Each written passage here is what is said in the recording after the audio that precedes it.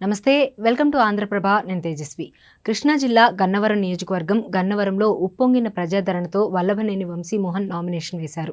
రాష్ట్ర ముఖ్యమంత్రి వైఎస్ జగన్మోహన్ రెడ్డి మిత్రుడు కొడాలి నాని, రాష్ట్ర వైఎస్ఆర్సీపీ అడ్వైజరీ కమిటీ సభ్యుడు, దివంగత నేత వైఎస్ రాజశేఖర రెడ్డి స్నేహితుడు దుట్ట రామచంద్రరావుల ఆశీస్సులతో రాష్ట్ర వైద్య శాఖ కార్యదర్శి గోసుల శివభరత్ రెడ్డి, సీతా మహాలక్ష్మి దంపతుల అభిమానుల ఆధ్వర్యంలో ఘనంగా గన్నవరం నియోజకవర్గ వైఎస్ఆర్సీపీ ఎమ్మెల్యే అభ్యర్థిగా డాక్టర్ వల్లభనేని వంశీమోహన్ నామినేషన్ వేశారు.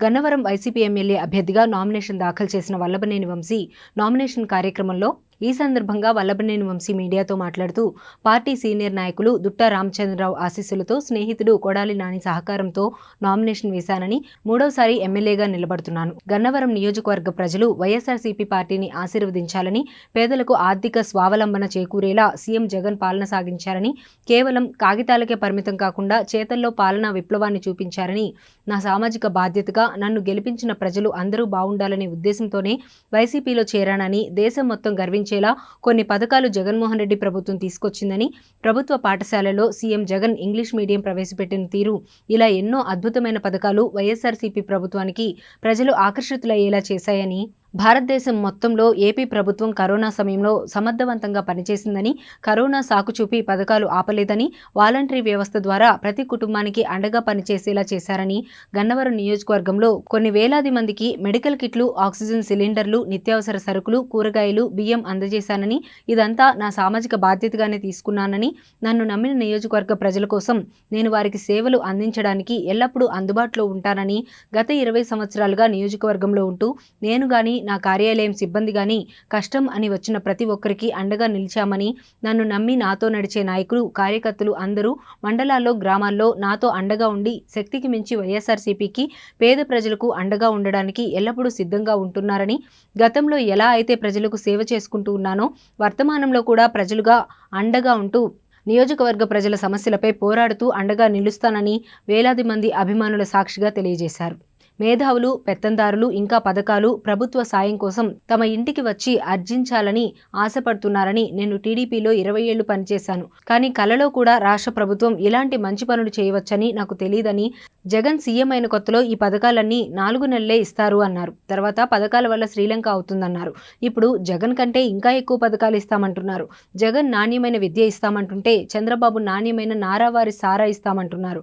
జగన్ను రక్షించుకోవాల్సిన అవసరం అన్ని వర్గాలకు చారిత్రాత్మక అవసరమని, రాష్ట్ర ప్రజల దిశ మార్చే దమ్ము, శక్తి, సంకల్పం జగన్కు మాత్రమే ఉందని, జగన్ ఉంటేనే పేద బడుగు బలహీన వర్గాలకు న్యాయం జరుగుతుందని, చంద్రబాబు అవుట్డేటెడ్ పొలిటీషియన్ అని, విశాఖ స్టీల్ ప్లాంట్ మీద, పోలవరం పునరావాసం మీద కూటమి స్టాండ్ చెప్పాలని, పురంధీశ్వరి రాష్ట్రానికి రావాల్సిన హక్కులపైన మాట్లాడాలని, కూటమికి ఎజెండాకి స్పష్టత లేదని ఎద్దేవా చేస్తూ, కూటమి డబుల్ ఇంజిన్లోని ఒక ఇంజిన్ తూర్పుకు, మరో ఇంజిన్ పడమరకు వెళ్తున్నాయని అన్నారు. గన్నవరం నియోజకవర్గం 4 మండలాల నుండి సుమారు 80,000 మంది వంశీమోహన్ ఎన్నికల నామినేషన్ కార్యక్రమానికి పాల్గొన్నారని, ఈ మధ్య కాలంలో ఇలాంటి ఎన్నికల నామినేషన్ కార్యక్రమం జరగలేదని, ఇంత పెద్ద ఎత్తున కార్యకర్తల, అభిమానులు పాల్గొనడం ఇదే మొదటిసారి అని, గన్నవరం నియోజకవర్గంలో వైఎస్ఆర్సీపీ ఎమ్మెల్యే అభ్యర్థి డాక్టర్ వల్లభనేని వంశీమోహన్ భారీ మెజారిటీతో గెలవడం ఖాయమని, అభిమానంతో ఉప్పొంగిన యువరక్తంతో వేలాదిగా పాల్గొన్న యువకులు, సోదరుడు గెలవాలని సంకల్పంతో మహిళలు, మనవడు గెలవాలని ఆశీస్సులు అందిస్తూ పాల్గొన్న తాత, అవ్వలు,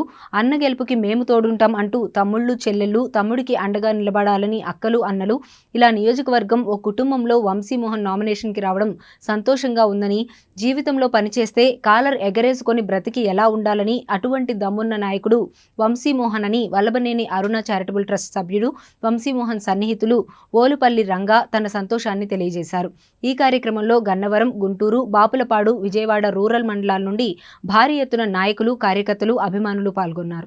మాకు గుంపులుగా సహాయం అడిగేవాళ్ళు, ఇప్పుడు వాళ్ళకి ఇంటికే సహాయం చేస్తూ ఉన్నాడు ముఖ్యమంత్రి గారు. లబ్ధిదారులు, జెన్యూన్ లబ్ధిదారులు, కుల మతాలకు అతీతంగా, రాజకీయ పార్టీలకు అతీతంగా, వాళ్ళు ఏ పార్టీకి వేసినా, ఏ కులం వాళ్ళైనా, అగ్రకులాల వాళ్ళైనా కూడా, పేదవాళ్ళు అయితే వాళ్ళందరినీ కూడా సపోర్ట్ చేస్తారు ముఖ్యమంత్రి గారు. వాళ్ళందరినీ ఏ రకంగా చూసుకోవాలి అనేది ప్రతి కుటుంబానికి ఒక పెద్ద కొడుకులాగా, ఒక అన్నలాగా, తమ్ముళ్ళలాగా, ఒక మనవళ్ళలాగా, ఒక మిత్రుడిలాగా, స్నేహితుడిలాగా ఆ కుటుంబాలని, కొన్ని లక్షల కుటుంబాలని ఈ ముఖ్యమంత్రి గారు ఆదుకుంటా ఉన్నాడు. నేను గతంలో తెలుగుదేశం పార్టీలో 20 సంవత్సరాలు పనిచేసా సుమారుగా. అంటే పోటీ చేసిన కాలం కానీ అంతకుముందు యాక్టివ్గా ఉన్న కాలం కానీ ఎప్పుడూ కూడా కనీ విని ఎరుగనటువంటి కార్యక్రమాలు ఇవి. మేము ఎప్పుడు కల్లో కూడా అనుకోలే ఒక రాష్ట్ర ప్రభుత్వం ప్రజలకు ఎంత మంచి చేయగలదు, ఎంత మంచి చేయగలదా అని.